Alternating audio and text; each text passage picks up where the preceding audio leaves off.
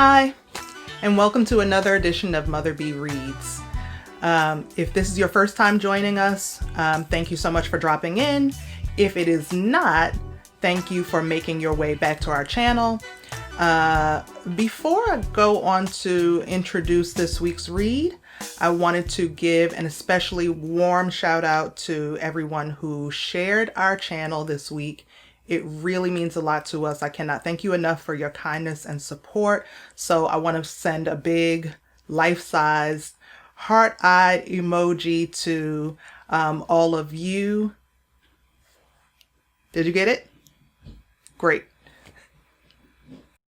Today we're reading a story by an author named Mercer Mayer, an author I remember from when I was a little girl, called Liza Lou and the Yellow Belly Swamp. This is a really fun read for me because I get to imagine myself as Liza Lou. Wouldn't that be fun if you could do that? Let's try. Okay, here we go.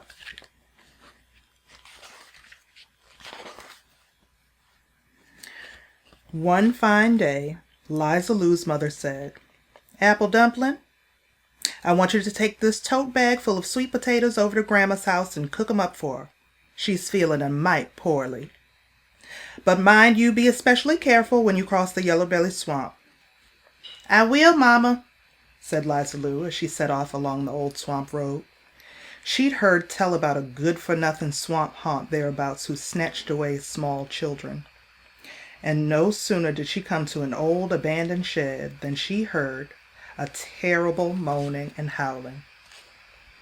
Sure enough, out of a broken window jumped a pale, nasty swamp haunt. "Liza Lou," that swamp haunt moaned, "I'm gonna snatch you away." "Oh, Mr. Swamp Haunt," cried Liza Lou, "snatch me away if you must, but please, oh please, don't snatch away my tote bag full of sweet potatoes." Now a swamp haunt may be good at snatching, but he's none too good at catching on. Lickety-split, he snatched that tote bag right out of Liza Lou's hand. "Oh no!" cried Liza Lou. "Whatever you do, don't carry those sweet potatoes over to my grandma's house, and please, oh please, don't cook 'em up in a pan." But before you could say, "Yellow belly, cottonmouth, possum up a tree, you can catch the swamp fever, but you can't catch me," that good-for-nothing haunt ran clear through the swamp to Grandma's house just so's he could cook up those sweet potatoes and make Liza Lou miserable. Now, Grandma loved fresh-cooked sweet potatoes, but she surely didn't like any good-for-nothing swamp haunt messing around her kitchen.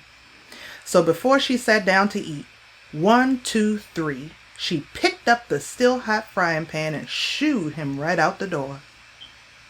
By that time, Liza Lou was safe at home, having a fine sweet potato dinner with her mother. The very next morning, Liza Lou's mother said, "Sugar Plum, I want you to pole across the swamp and take these hot huckleberry muffins to your Auntie Jane. But mind you hurry over, because there's no sense dilly-dallying in that Yellow Belly Swamp." Liza Lou did as she was told. No dillying under a bobcat, no dallying by a cottonmouth, and not a bit of dilly-dallying alongside an alligator. By and by, she came to Auntie Jane's. After a tasty lunch of black-eyed peas, with huckleberry muffins for dessert, it was time to pole back home. "Liza Lou," said Auntie Jane, "if you will take this soiled Sunday go-to-meeting finery and boil it up and scrub it all real clean for me by next Friday, I'll bake you a pecan pie of your very own. But get on home real quick now, so as you won't be out in that Yellow Belly Swamp after dark." Liza Lou didn't have to be told twice. She knew all about the wicked swamp witch lurking out there in the reeds. If ever she caught you, there was no telling what she'd do. Well, no sooner had Liza Lou poled round a big clump of cattails than a gnarled hand reached out and grabbed her. "Liza Lou," that swamp witch cackled, "I'm gonna boil you in a big pot of water, and then I'm gonna chew on your bones." "Oh, Miss Swamp Witch," cried Liza Lou, "boil me in your big pot of water if you must, and chew on my bones as much as you like. But please, oh please, don't boil this precious little child I've got cradled in my arms." Now everybody knows that a swamp witch is meaner than a stomped-on polecat, but not everybody knows that she is blinder than a cave bat.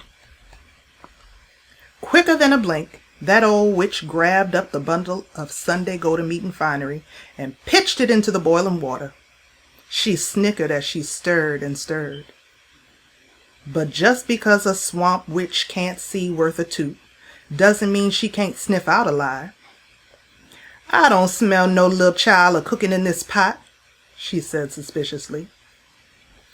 "Why, Miss Swamp Witch," said Liza Lou, sweet as syrup, "then maybe you should smell a little closer." So the witch leaned way over the pot, and she sniffed and she sniffed. "There ain't no little child in this pot at all," growled the witch.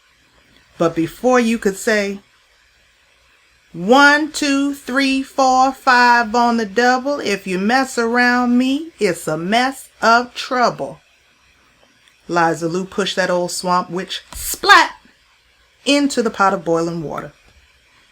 With a hoot and a holler, the witch leapt right back out again and skedaddled into the swamp, a-screeching with all her might. After a while, the Sunday go-to-meeting finery was boiled all nice and clean. So Liza Lou fished it out and went on home. When Friday came, her Auntie Jane baked her a pecan pie of her very own, which Liza Lou shared with her mother. "Honey child," Liza Lou's mother said one sparkling afternoon, "take this wagon load of junk and pitch it in a dump. But mind you watch your P's and Q's down by the Yellow Belly Swamp Bridge." Now Liza Lou took good advice when she got it, because she'd been warned about the slithery gobbledygook living under the old swamp bridge. If he ever heard anyone crossing, up he slithered and gobbled that person for his dinner. No sooner had Liza Lou crossed the rickety old bridge than, sure enough, the gobbledygook crept out of the mucky goo and said, My, here comes dinner." "Why, whatever can you mean by that, Mr. Gobbledygook?" said Liza Lou, bold as brass. "That means I'm going to gobble you up right here and now." "Oh, that does make me feel better," said Liza Lou. "Gobble me up if you must. Go right ahead, but please, oh please don't gobble up this valuable treasure I'm trucking in my wagon." Well, a gobbledygook, he doesn't know what a treasure is from what it isn't. He just likes to gobble. So he asked greedily, "Is that treasure any good for gobbling?" "Nobody gobbles treasure," said Liza Lou. "Everyone saves it." "Child," said the gobbledygook, "don't you tell me what to do, 'cause I gobbles anything I likes. And the first thing I'm going to gobble up is that treasure."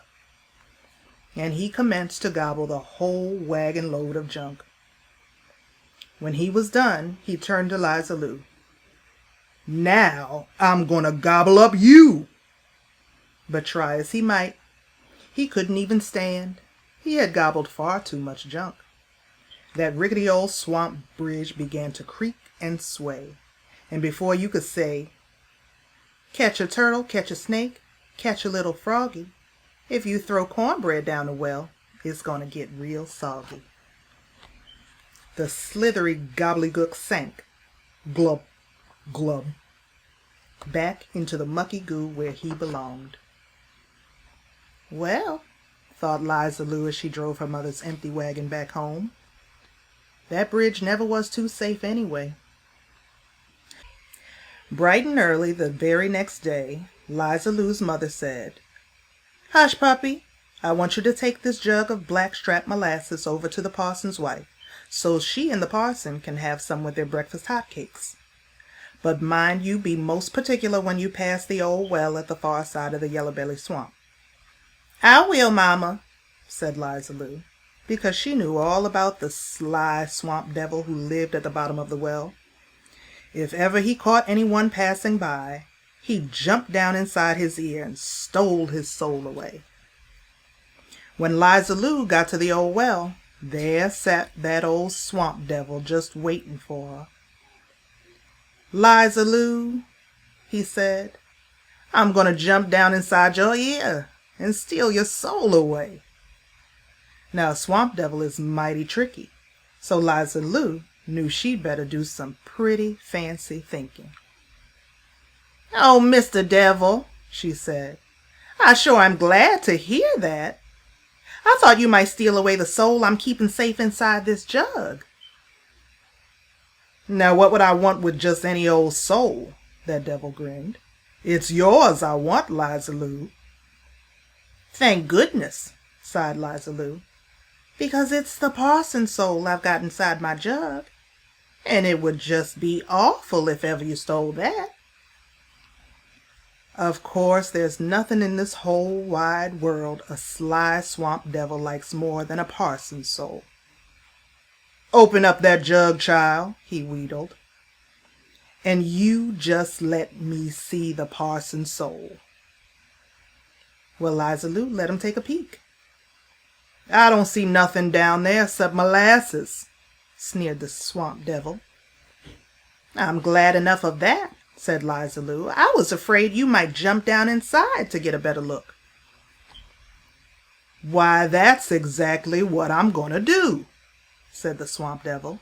And before you could say, "Cats are sneaky and a fox is sly, but the devil's best friend is a blue bottle fly," that swamp devil turned himself into a fly and buzzed right down into the jug. "There ain't nothing down here at all," hollered up the devil.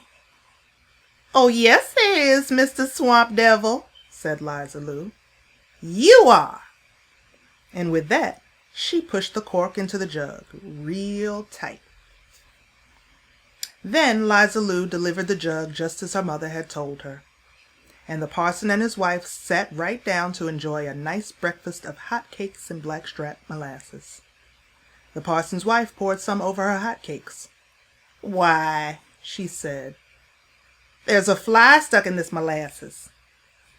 "Well, my sweet," said the parson, "why don't you just swat it?"